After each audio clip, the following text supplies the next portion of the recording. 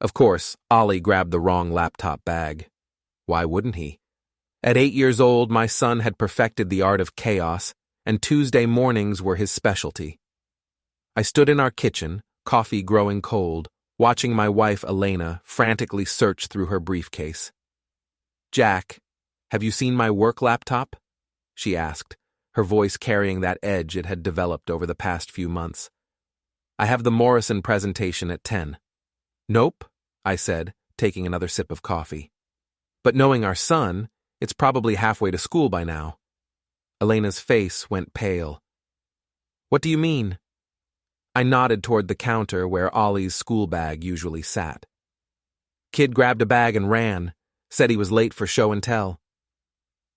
Before we dive deeper into this story, I have one small request. Please subscribe, drop a like, comment, and hit that hype button to boost this channel so more people can discover these incredible Reddit stories. "Oh God," Elena grabbed her keys. "I have to get to the school." "Relax, I'll handle it," I said.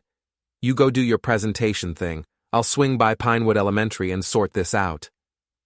Elena hesitated, and for a moment I saw something flicker across her face.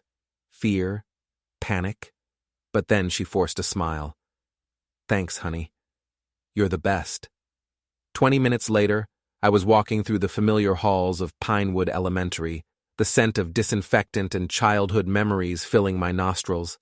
As a construction foreman, I'd helped renovate this place 2 years ago, so I knew every corner. What I didn't expect was to find 2 police detectives waiting in Principal Morrison's office. "Mr. Thompson?" Detective Gorman stood up as I entered. He was a thick-set man in his 50s with tired eyes. "We need to talk." My stomach dropped. "Is Ollie okay?" "Your son is fine," said the second detective, a younger woman named Pruitt. "But we have some concerns about this laptop he brought to school." They led me to a small conference room where Elena's sleek silver laptop sat open on the table. The screen showed an email inbox I'd never seen before. "Mr. Thompson," Detective Gorman said carefully, "we're going to need you to look at some things. The teacher called us when she saw what was on the screen during your son's presentation." I sat down, my hands suddenly sweaty. The first email was from someone called G. Matthews 47. The subject line read, "Tuesday night, usual place." "Go ahead and scroll down," Detective Pruitt said. The emails got worse. Much worse. References to money transfers, coded language about packages, and photos of locations I didn't recognize. But what made my blood freeze was an email dated 3 days ago. "Jack's getting suspicious. We need to move the timeline up." "Mr. Thompson?" Detective Gorman's voice seemed to come from far away. "Do you recognize any of this?" I scrolled further, my hands shaking. There were bank statements showing transfers I'd never seen, screenshots of text conversations about meeting times and places, and worst of all, a video file labeled Insurance JT. "I've never seen any of this," I whispered. Detective Pruitt leaned forward. "The video file shows your house, Mr. Thompson. Interior shots, your bedroom, your office. Someone's been documenting your daily routines." The room spun. Elena, my wife of 10 years, the woman who made coffee for me every morning, who tucked Ollie in at night, who complained about her demanding job at Meridian Financial, the woman I thought I knew better than anyone. "We'll need to speak with your wife," Detective Gorman said. "These emails suggest she's involved in something we need to understand better." I nodded numbly, my mind racing through the past few months. Elena's late nights at the office, her new gym membership, the way she'd started keeping her phone face down during dinner, the business trips that seemed to multiply. "Mr. Thompson?" Detective Pruitt's voice cut through my thoughts. "Is there anything you can tell us about your wife's recent behavior? Any changes you've noticed?" I looked at the screen again, at the evidence of my wife's secret life spread out like a roadmap to betrayal. The sarcastic comment I wanted to make died in my throat. This wasn't funny. This was my life imploding in real time. "She's been working late," I said finally. "New project at work," she said. Very stressful. The detectives exchanged a look. We'll need to examine her other devices, Detective Gorman said, and we'll need to speak with her colleagues at Meridian Financial. As I drove home, Ollie chattering in the back seat about his day, I felt like I was watching someone else's life through a window.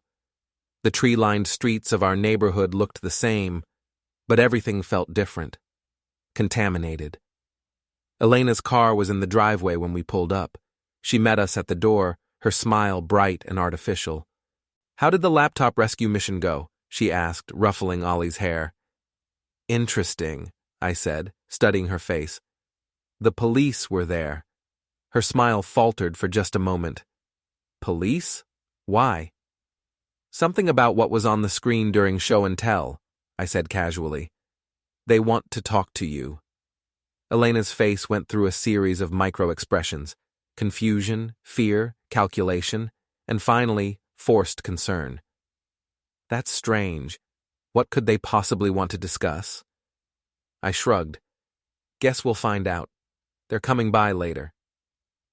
That evening, as Elena tucked Ollie into bed, I sat in our living room and looked around at the life we'd built together. The family photos on the mantel, the couch we'd picked out together, the scratches on the hardwood floor from when we'd moved in the piano. Everything looked normal, but I felt like I was seeing it all for the first time. When Elena came downstairs, she'd changed into her serious conversation outfit, dark jeans and a crisp white blouse, her armor. "Jack," she said, sitting across from me, "about earlier. I think there might be some kind of misunderstanding." "What kind of misunderstanding?" She twisted her wedding ring, a habit I'd always found endearing. Now it looked calculating. "Some of the files on my laptop are confidential client information. If the police saw them out of context, they might have gotten the wrong impression." "What kind of wrong impression?" "I can't really discuss the details," she said, her voice taking on that professional tone she used with difficult clients. "Attorney-client privilege, you understand." I nodded slowly. "Sure, I understand." But I didn't understand. Not yet. What I understood was that the woman sitting across from me was lying to my face with the same skill she used to negotiate contracts. And somewhere in the back of my mind, a small voice whispered that this was just the beginning. The detectives returned the next morning while Elena was at work. I'd taken a personal day, something that raised eyebrows among my crew, but couldn't be helped. Detective Gorman looked even more tired than before, and Detective Pruitt carried a thick folder. "We've had some interesting conversations," Detective Gorman said, as we sat in my kitchen. "Your wife's colleagues at Meridian Financial had some insights." "Such as?" Detective Pruitt opened her folder. "Elena's been working on a project called Clearwater Holdings. Ever heard of it?" I shook my head. She doesn't usually discuss work details at home. "Clearwater Holdings doesn't exist," Detective Pruitt continued. "At least, not as a legitimate business entity. But someone's been moving a lot of money through accounts using that name." My coffee tasted like ash. "How much money?"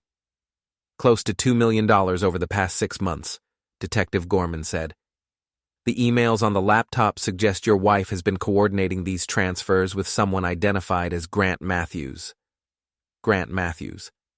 G. Matthews, 47. The name from the emails. "Do you know Grant Matthews?" Detective Pruitt asked. "Never heard of him."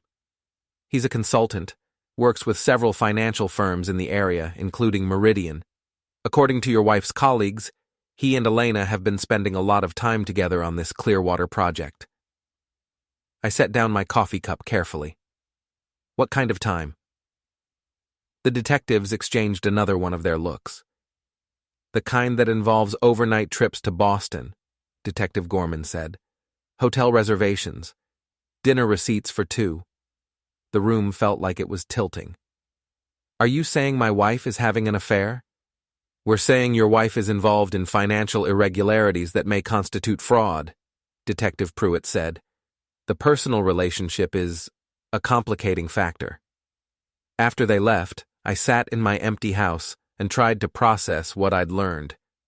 Elena wasn't just cheating on me.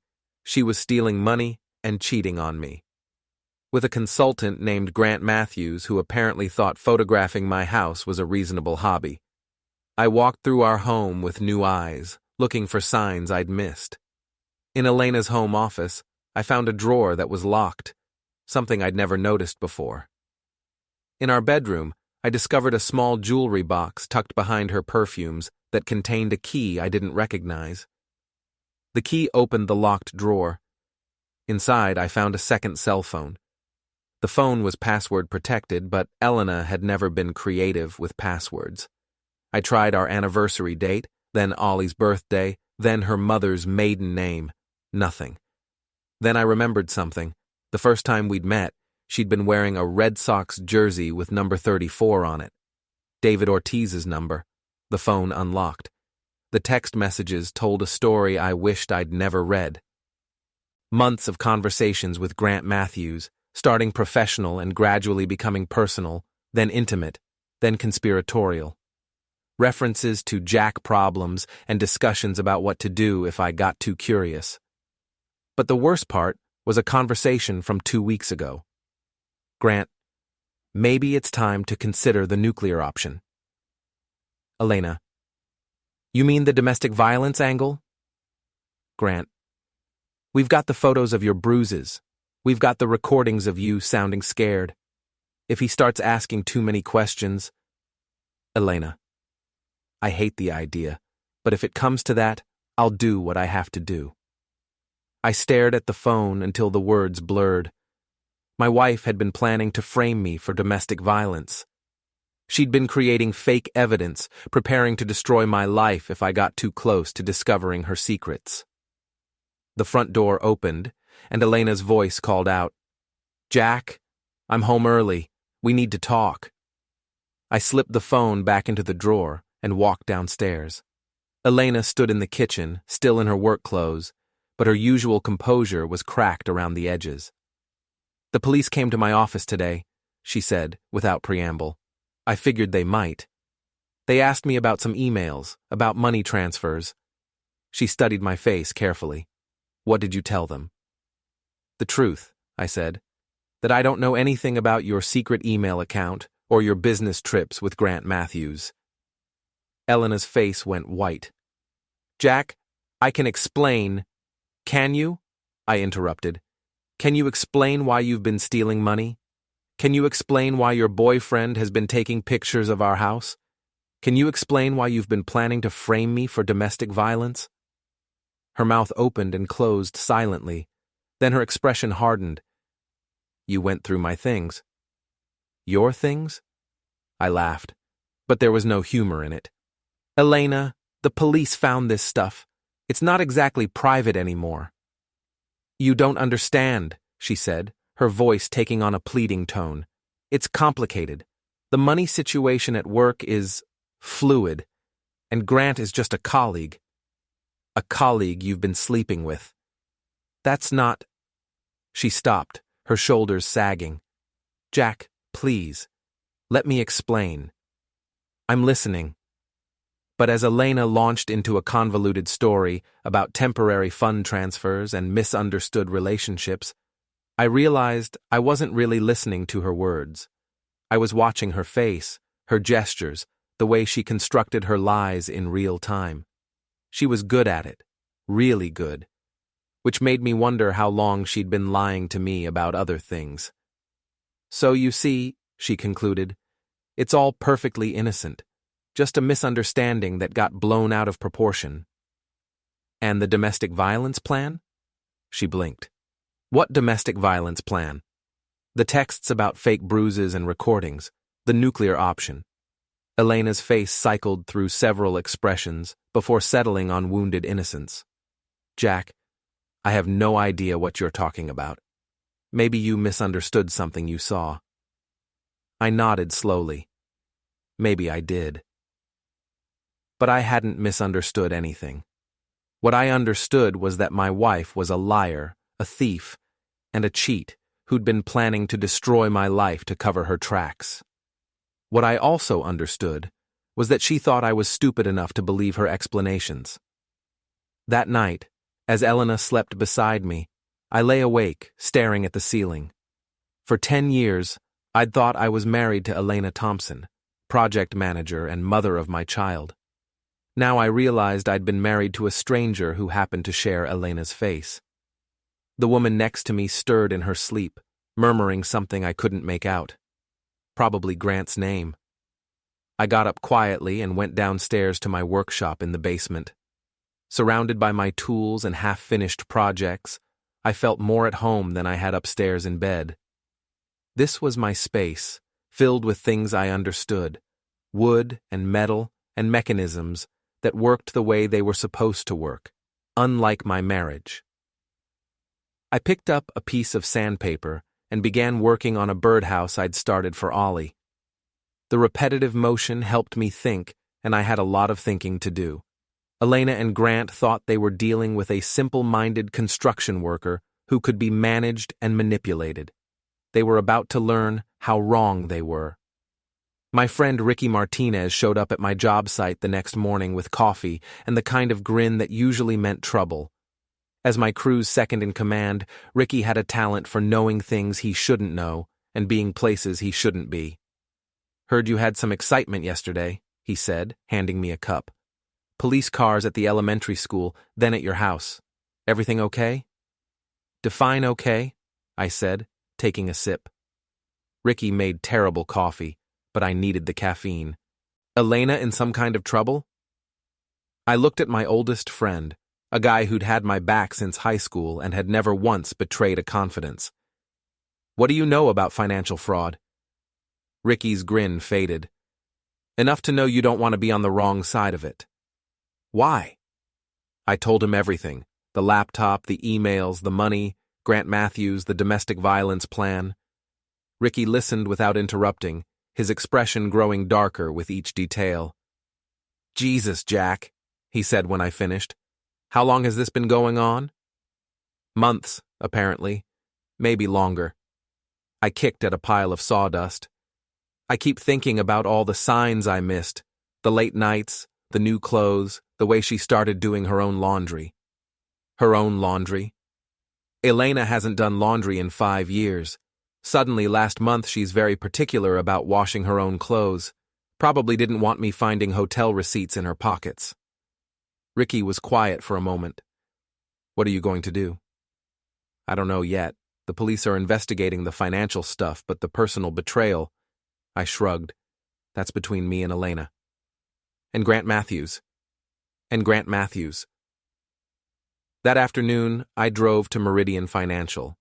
The building was one of those modern glass and steel structures that looked like it had been designed by someone who'd never worked a day in their life.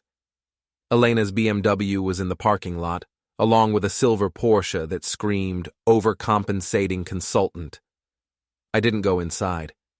Instead, I parked across the street and waited. At 5:30, Elena emerged from the building with a man I'd never seen before but recognized immediately. Grant Matthews was exactly what I'd expected: tall, fit, expensive suit, the kind of artificially perfect smile that came from years of selling people things they didn't need. They stood close together by the Porsche, Elena laughing at something he said. She touched his arm, and he leaned down to whisper in her ear. It was intimate, familiar, the body language of two people who knew each other very well. I took pictures with my phone. They got into separate cars and drove in convoy to a restaurant downtown. I followed at a distance, parking where I could see them through the window. They sat across from each other at a corner table, Elena animated and gesturing, Grant leaning forward attentively. To anyone watching, they looked like a couple on a date. More pictures. They left the restaurant together and drove to a motel on the edge of town, the Pineview Motor Lodge, the kind of place that rented rooms by the hour and didn't ask questions. Elena parked her BMW next to Grant's Porsche, and they walked into room 237 together. I sat in my truck for 2 hours, taking pictures of their cars, the room number, the timestamps on my phone. When they finally emerged, Elena's hair was messed up and Grant's tie was loose. They kissed goodbye in the parking lot before getting into their separate cars. That night, Elena came home at her usual time, claiming she'd been working late on the Morrison account. She kissed my cheek and asked about my day, the same routine we'd followed for years. The only difference was that now I knew she was lying. "How's the Morrison project going?" I asked over dinner. "Oh, you know how it is," Elena said, cutting Ollie's chicken. "Lots of moving parts, difficult clients. Grant and I are having to put in extra hours to get everything sorted out." "Grant's the consultant, right?" "Mm-hmm." She didn't look up from Ollie's plate. "Very professional. Very thorough. We work well together." "I bet you do." After Ollie went to bed, I showed Elena the photos on my phone. Her face went through the now familiar cycle of expressions: surprise, denial, calculation, and finally, anger. "You followed me?" she said. "You spied on me?" "I documented your lies," I corrected. "There's a difference." "Jack, this isn't what it looks like." "Really? What does it look like?" Elena stood up and began pacing around the living room. "Grant and I are working on a very sensitive project. We have to meet in private locations to discuss confidential information." "At a motel?" "It's the only place we can guarantee privacy." I nodded thoughtfully. "And the kissing? That's part of the confidential information exchange?" "You're being ridiculous." "Am I?" I stood up and faced her. "Elena, I've seen the emails. I've seen the bank records. I know about the money you've been stealing, and I know about your plan to frame me for domestic violence if I got too curious. So please, don't insult my intelligence by pretending this is about work." Elena's composure finally cracked completely. "Fine," she shouted. "You want the truth? Yes, I'm having an affair. Yes, Grant and I are involved, but the money situation is complicated, and you wouldn't understand the nuances of high-level financial management. Try me. It's temporary redistribution of funds to maximize return potential," she said, falling back into her professional jargon. "Everything will be returned to the proper accounts once the investment cycle is complete." "That's called embezzlement, Elena. It's called business, Jack. Something you wouldn't know anything about." The contempt in her voice was like a physical slap. This wasn't just about the affair or the money. This was about what Elena really thought of me, of our marriage, of our life together. "You're right," I said quietly. "I don't know anything about business. I just know about building things that last, supporting my family, and keeping my promises. Apparently those are outdated concepts." Elena's anger deflated slightly. "Jack, I never meant for this to happen. It just evolved." "What evolved? The affair or the embezzlement?" "Both. Neither. It's complicated." "No, Elena, it's really not." I picked up my keys from the coffee table. "I'm going to stay at Ricky's tonight. We'll figure out the rest tomorrow." As I drove away from the house, I felt something I hadn't expected: relief. For months, I'd been living with a nagging sense that something was wrong, a feeling that I was missing something important. Now I knew what it was. My marriage had been a lie, but at least now it was an honest lie. My phone buzzed with a text from Elena. "Jack, please come home.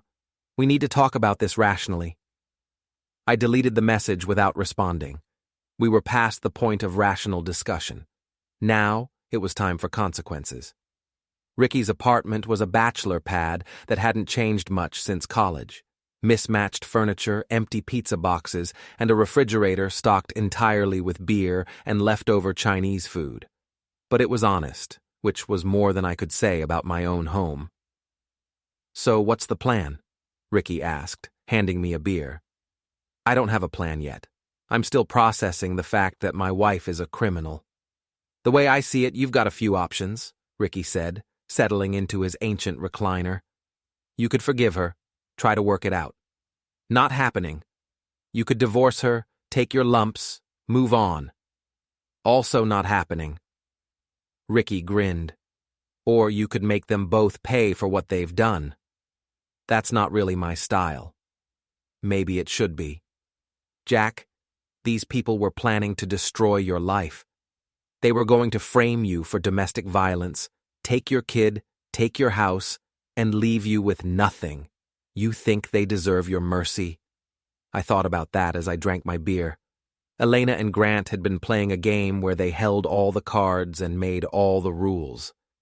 They'd counted on my decency, my trust, my love for my family to keep me from looking too closely at what they were doing.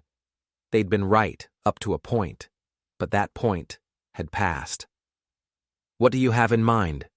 I asked. The next morning, I went to work as usual, but my heart wasn't in it. My crew could tell something was wrong, but they knew better than to ask direct questions.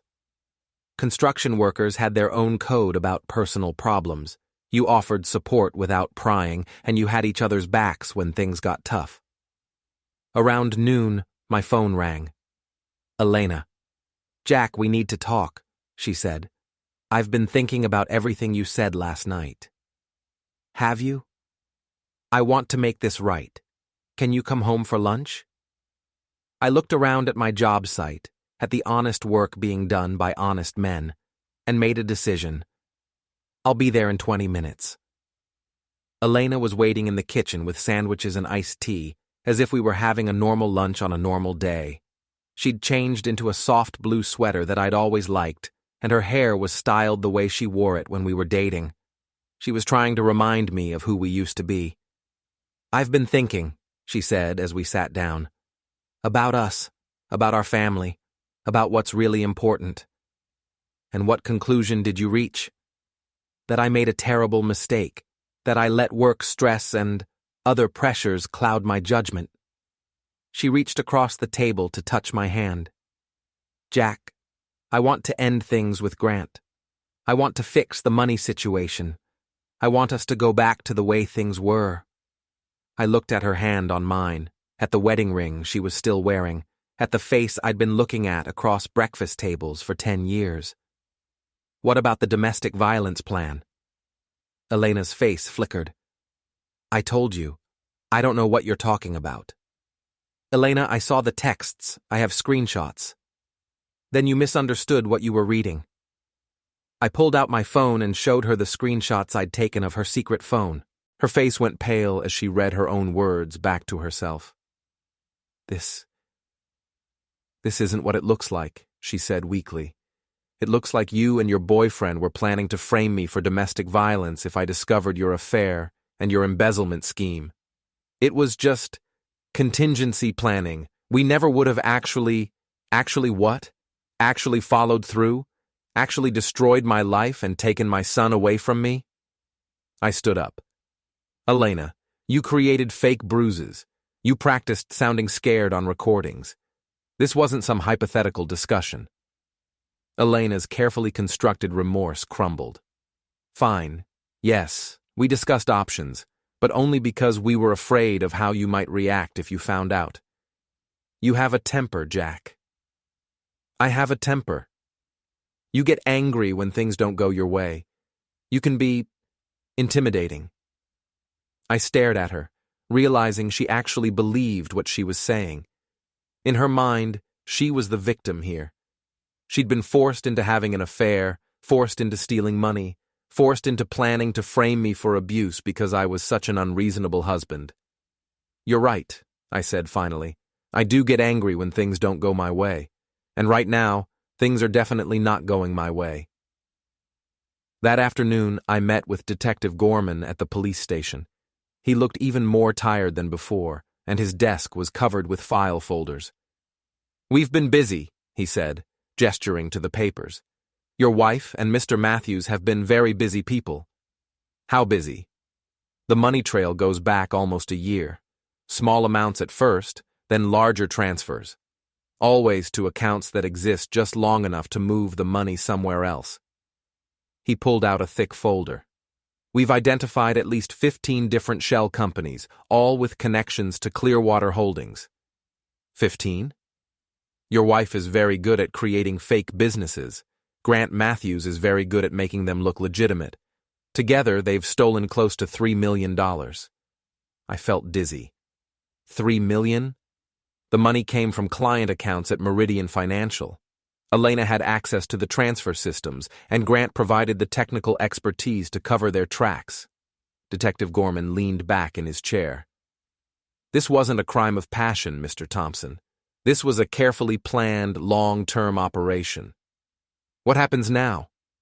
We're building a case, but these financial crimes are complex, and good lawyers can drag things out for years. Your wife and Mr. Matthews aren't stupid people. I thought about Elena's offer to make things right. Her claims that the money situation was temporary and fixable. She'd been lying even about that. Detective Gorman, I said, what if I told you I had additional evidence?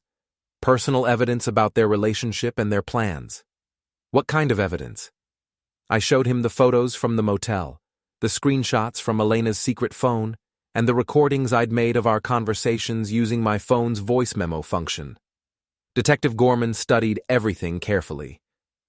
Mr. Thompson, this is very helpful, but I have to ask, how did you obtain your wife's text messages? I found her second phone in our house and guessed the password. That could be a problem in court. Spousal privilege, illegal search, that kind of thing. What if the evidence came from another source? Detective Gorman looked at me carefully. What kind of other source? What if someone who worked with Elena came forward with information? Someone who'd been keeping quiet but decided to do the right thing? That would be different. That would be a voluntary disclosure from a witness. I nodded. I might know someone who fits that description. That evening, I called Elena's colleague, Sasha Winters. I'd met Sasha at several company parties over the years, and she'd always seemed like a decent person who was uncomfortable with office politics. Jack? Sasha sounded surprised to hear from me. Is everything okay? That depends on how you define okay, I said. Sasha, I need to ask you something, and I need you to be honest with me. How long have you known about Elena and Grant Matthews? There was a long silence. Jack, I don't think I should...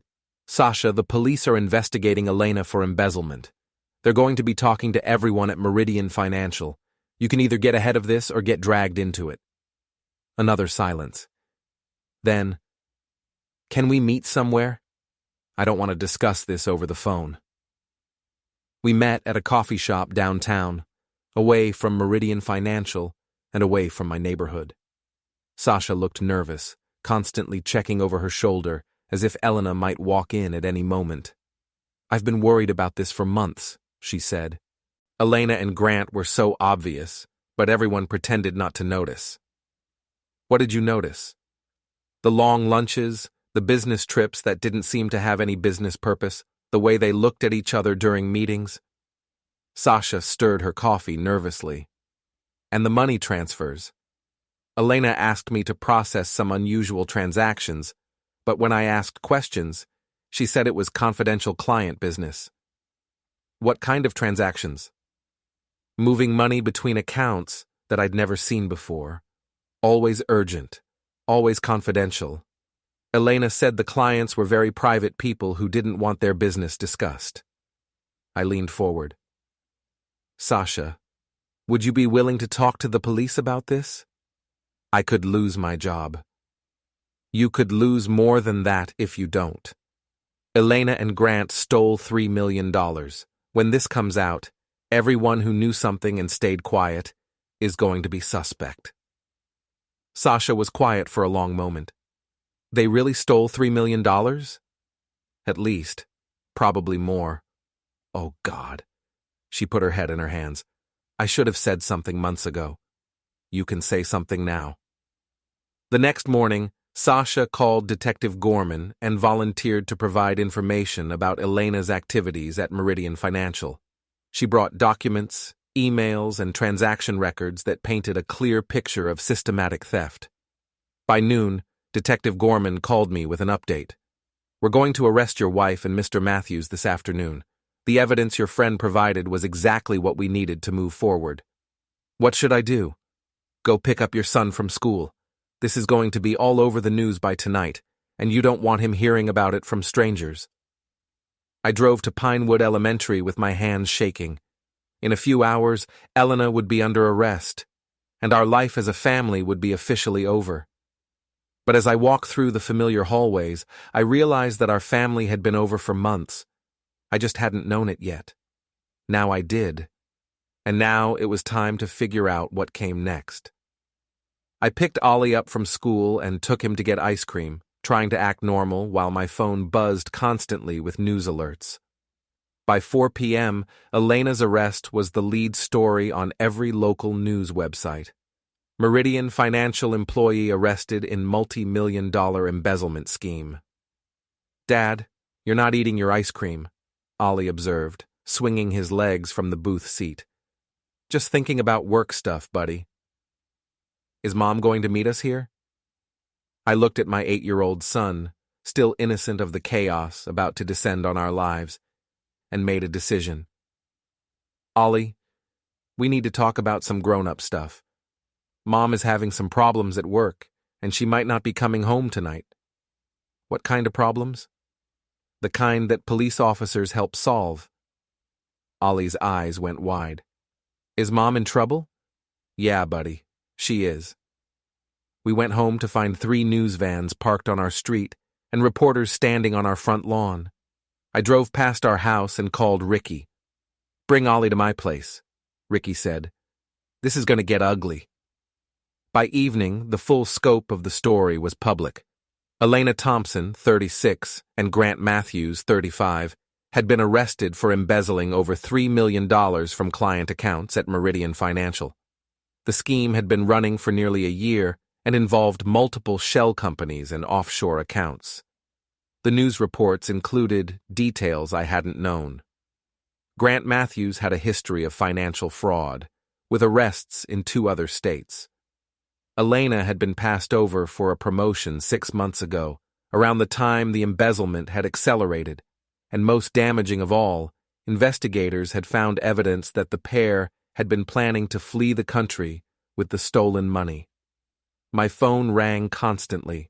Reporters, neighbors, Elena's family, my family, people I hadn't spoken to in years who suddenly wanted to know if I was okay.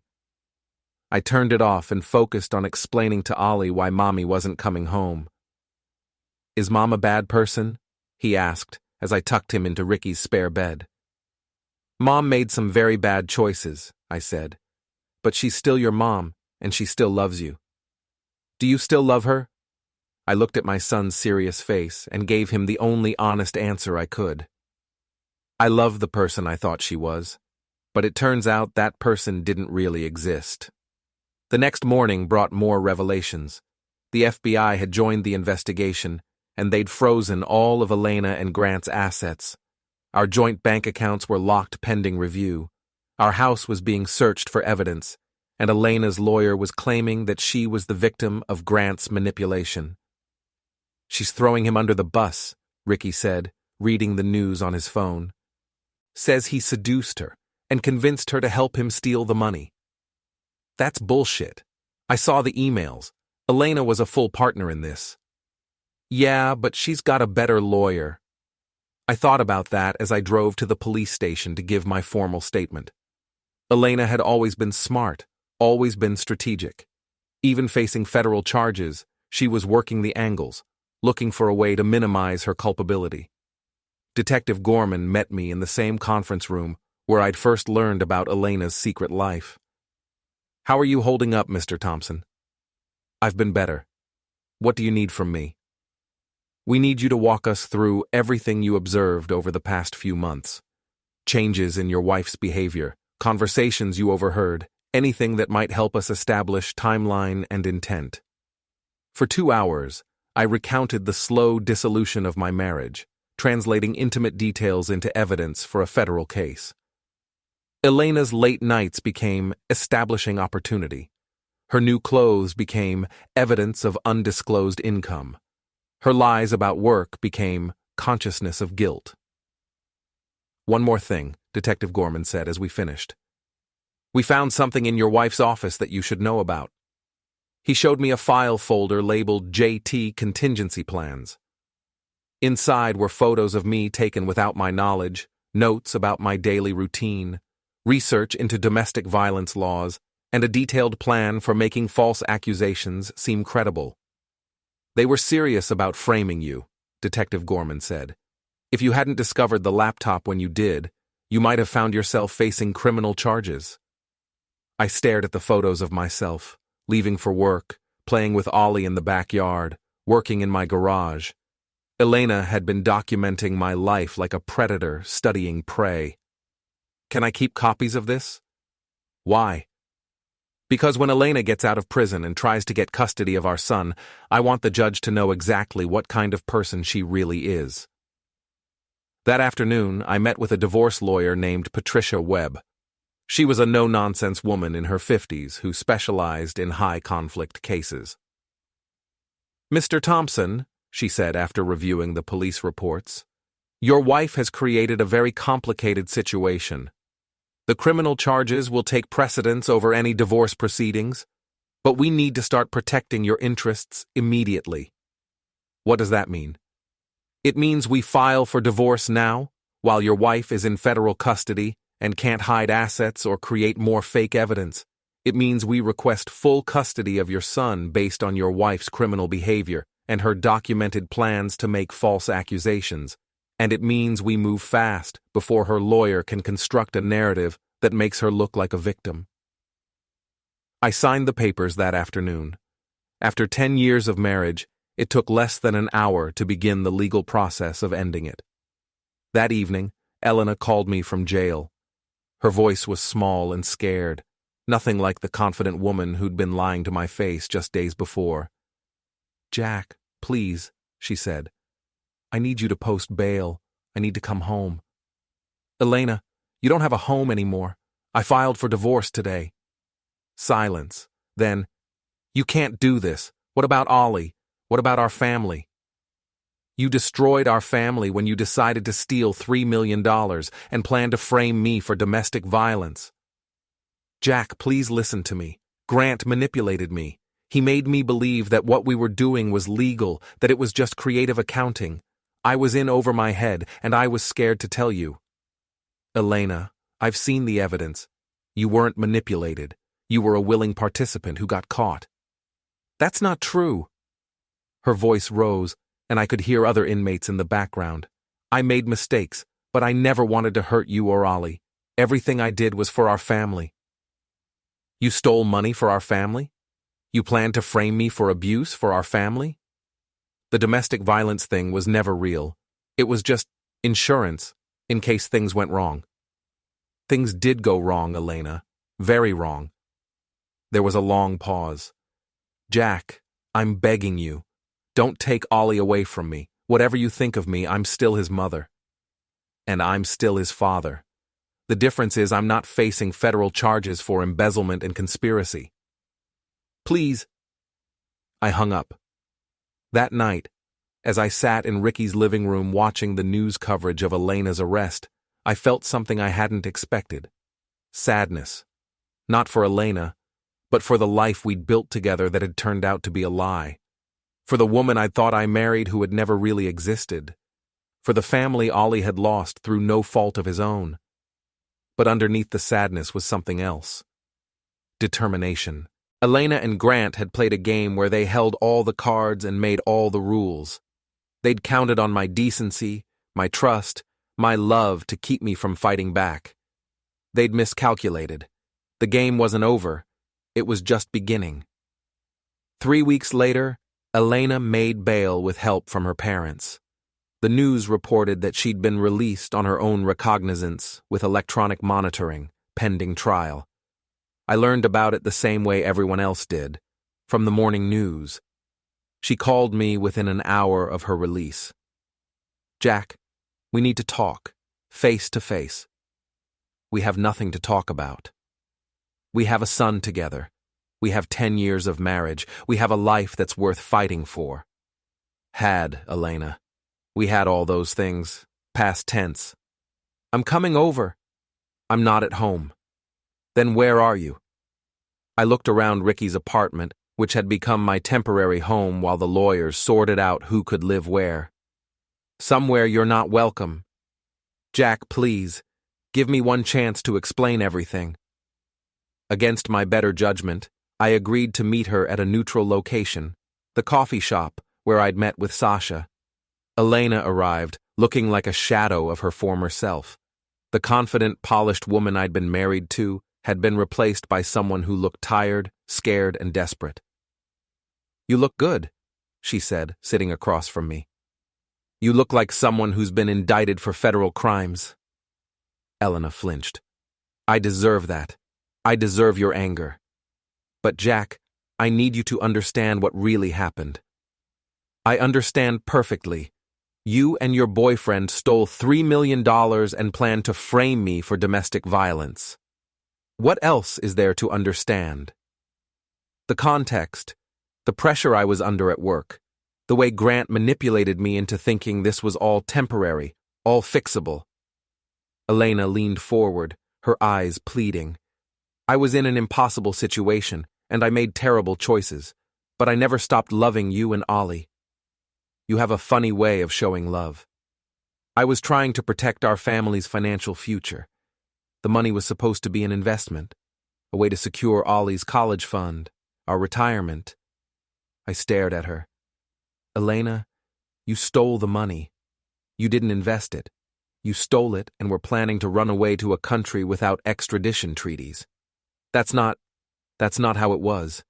That's exactly how it was. The FBI found your plane tickets, your fake passports, your offshore accounts. You were going to disappear and leave me holding the bag for your crimes." Elena's composure cracked. "Fine. Yes, we had contingency plans, but only because we were afraid of what might happen if we got caught. We never intended to actually leave. Just like you never intended to actually frame me for domestic violence." That was different. How was that different? Elena was quiet for a long moment. "Because you were getting too close to the truth. We needed time to figure out how to fix everything without destroying our lives.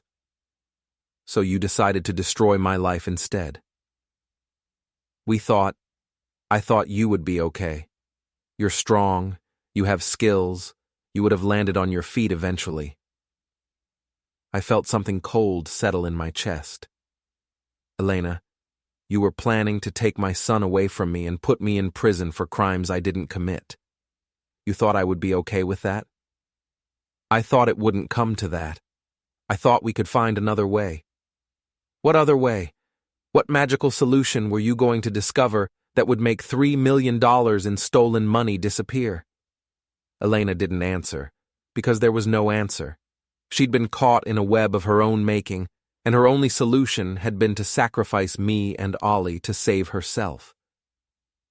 "I want to see my son," she said finally. "That's between you and your lawyer, and the judge, and the federal prosecutors who are deciding whether to add child endangerment charges to your indictment." "Child endangerment? I never endangered Ollie. You exposed him to criminal activity. You were planning to flee the country with him. You were going to make him an accessory to your crimes." I would never hurt Ollie." "You already did hurt him. Every choice you made over the past year hurt him. The lying, the stealing, the planning to frame his father. All of that hurt him." Elena started crying, but I felt no sympathy. I'd seen her practice crying for her fake domestic violence recordings. I'd watched her lie to my face with tears in her eyes. I no longer trusted anything about her emotional displays. "What do you want from me?" she asked. "Nothing. I want nothing from you except for you to stay away from me and my son until you've served whatever prison sentence you get." "Your son? He's our son. He's the son of a federal criminal who was planning to frame his father for domestic violence. Family court judges tend to take a dim view of that kind of parenting." Elena's tears stopped abruptly. "You bastard. You're enjoying this." "Am I? Am I enjoying watching my son's mother get arrested on federal charges? Am I enjoying explaining to an 8-year-old why mommy can't come home? Am I enjoying having my life turned upside down by someone I trusted completely? You're enjoying the power. You're enjoying being the victim, being the good guy while I'm the villain." I looked at her across the table. this woman I'd shared a bed with for 10 years, and realized I was seeing her clearly for the first time. Elena wasn't sorry for what she'd done. She was sorry she'd been caught. She wasn't remorseful about betraying me. She was angry that I wasn't helping her cover up her betrayal. "Elena," I said quietly, "you're not the victim here. You're not the one whose life was nearly destroyed by false accusations. You're not the one who discovered that 10 years of marriage was built on lies. You're the one who chose to have an affair, chose to steal money, and chose to plan to frame an innocent person for crimes they didn't commit. You're the villain in this story because you chose to be the villain." Elena's face hardened. "Fine. If that's how you want to play this, that's how we'll play it. But don't think this is over, Jack. I have rights, I have lawyers, and I have information about you that might be very interesting to the right people." "What kind of information?" "The kind that shows you're not as innocent as you pretend to be." I leaned back in my chair. "Elena, I've been investigated by the FBI for the past 3 weeks. They've gone through every aspect of my life, my finances, my business, my relationships. If there was anything to find, they would have found it." "We'll see." "Yes, we will." I stood up to leave, but Elena grabbed my arm. "Jack, wait, please. I know I've made terrible mistakes, but we can fix this. We can go to counseling. We can work through the trust issues. We can rebuild our marriage." I looked down at her hand on my arm, at the wedding ring she was still wearing, at the desperate hope in her eyes. "Elena, there is no marriage to rebuild. There never was. What I thought was our marriage was actually just you lying to me every day for years, while you planned to destroy my life. You can't rebuild something that never existed." I pulled my arm free and walked away. Behind me, I heard Elena calling my name, but I didn't turn around. I was done looking back. That evening, I sat in Ricky's living room and called my lawyer. "Patricia, it's Jack Thompson. I want to know what options I have for making sure Elena never gets unsupervised custody of Ollie. Based on the criminal charges and the evidence of her planning to make false accusations, I think we can make a strong case for supervised visitation only." "What about no visitation?" "That's harder. She's still his mother, and unless she's convicted of crimes against the child specifically, the court will probably allow some form of contact." "Even though she was planning to take him out of the country?" "That helps our case, but it's not an automatic disqualifier." I thought about Ollie, about the confused questions he asked every night about when Mommy was coming home, about the way his face lit up whenever Elena called from jail. What if I could prove that Elena is still planning to manipulate the system, that she's not remorseful, that she's still trying to find ways to avoid responsibility for what she did? That would be very helpful. Do you have evidence of that? I thought about our conversation at the coffee shop, about Elena's threats and her complete lack of genuine remorse. I might be able to get some. "Be careful, Jack. Don't do anything that could compromise your own legal position." "I won't, but Elena made one mistake today." "What's that?" "She threatened me, and she still thinks I'm the same trusting fool who didn't notice she was stealing millions of dollars and planning to frame me for domestic violence." "And you're not?" "No," I said. "I'm not." After I hung up, I sat in the dark, thinking about everything that had happened over the past month. Elena and Grant had played a game where they held all the cards and made all the rules. They'd counted on my decency, my trust, my love to keep me from fighting back effectively. But the game had changed. Now I knew the rules. Now I understood what kind of people I was dealing with. And now I was ready to play by their rules instead of mine. Elena had made one final mistake. She'd threatened me while thinking I was still the same person who'd trusted her completely. She was about to learn how wrong she was. Elena's trial was set for 6 months away, but her lawyer was already working the media, painting her as a victim of Grant's manipulation. The narrative was simple and effective: innocent wife seduced by sophisticated con man, in over her head before she knew what was happening. It might have worked, except for one problem. I had evidence that Elena was still lying, still manipulating, still trying to destroy anyone who stood in her way. The evidence came from an unexpected source. Sasha Winters called me 3 days after my coffee shop meeting with Elena. "Jack, I need to see you. Elena contacted me, and I think you should know what she said." We met at the same coffee shop where I'd confronted Elena. Sasha looked nervous, constantly checking her phone as if she expected Elena to appear at any moment. "She called me yesterday," Sasha said. "She wanted me to change my statement to the police." "Change it how?" "She wanted me to say that Grant forced her to ask me to process those transactions, that she seemed scared when she gave me the instructions." Sasha pulled out her phone. I recorded the conversation. The recording was damning. Elena's voice, clear and confident, coaching Sasha on how to lie to federal investigators. She offered to pay Sasha's legal fees if she got in trouble for perjury. She promised to help Sasha find a new job if Meridian Financial fired her for changing her statement. "There's more," Sasha said. "She asked me to contact other people at the company to get them to back up her story about being Grant's victim." "Did you?" "No, but I think some people might be willing to help her. Elena was popular at work, and Grant was always kind of an outsider." I thought about this as I drove home. Elena wasn't just fighting the criminal charges. She was actively trying to suborn perjury, to corrupt witnesses, to manipulate the legal system. She was still playing the same game that had gotten her into trouble in the first place, but this time, I was ready for her.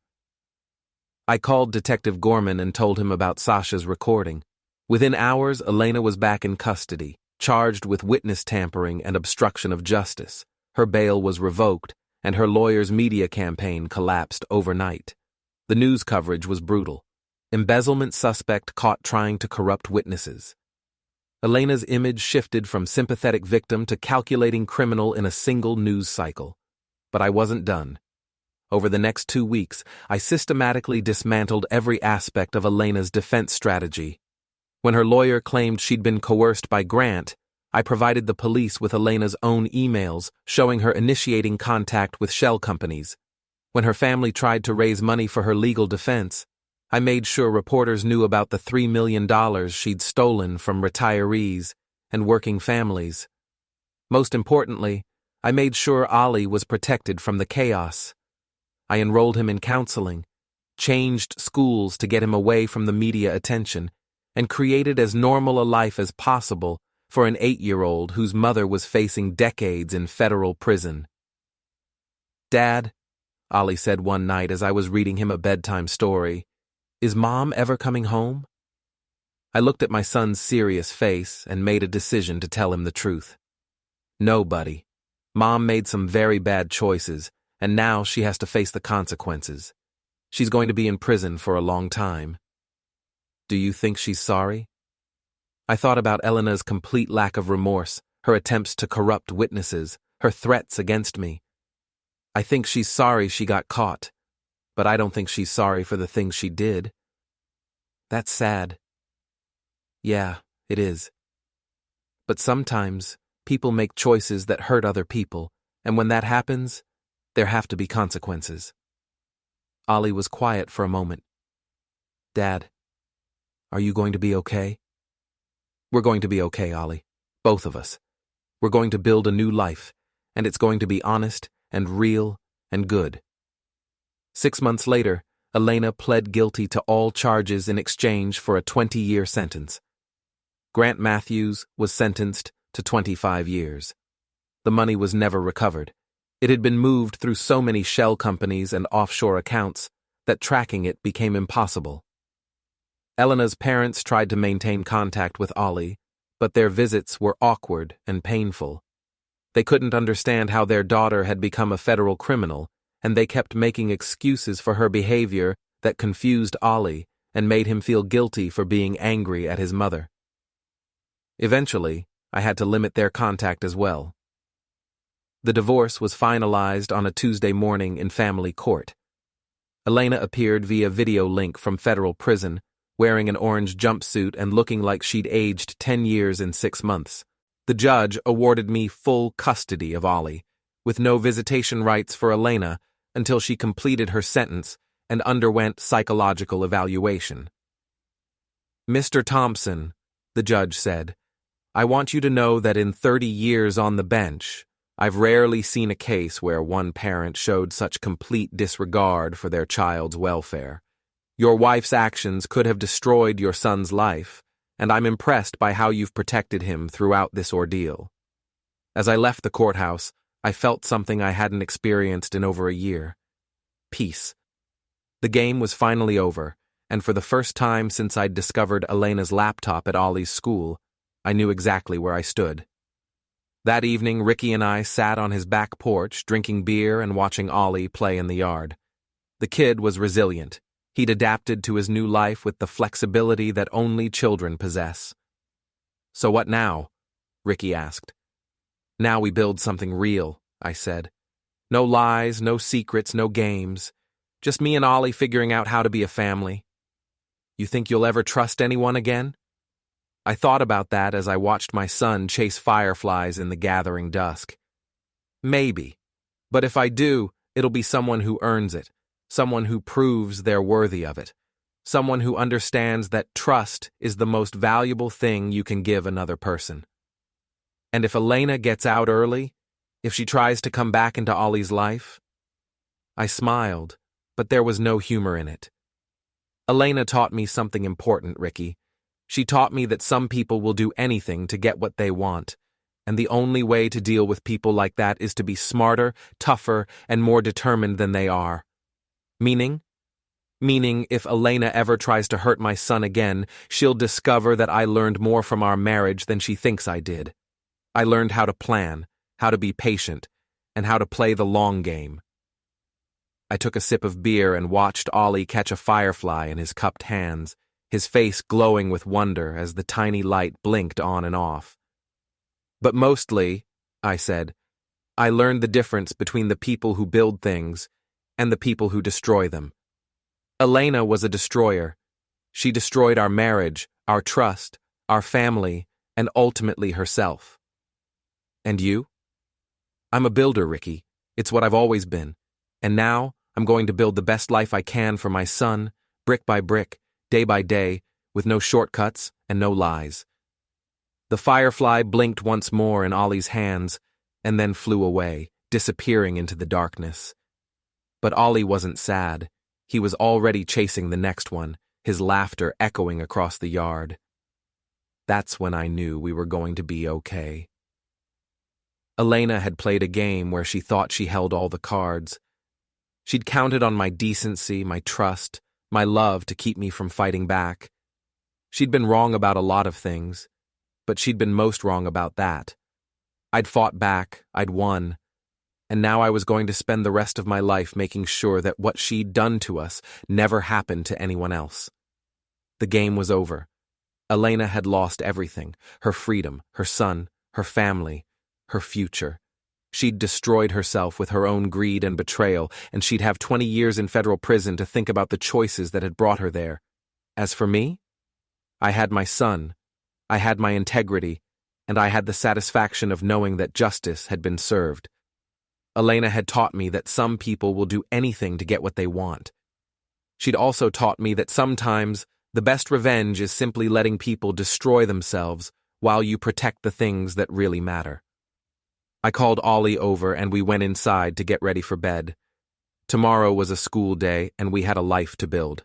An honest life, a real life, a life worth living.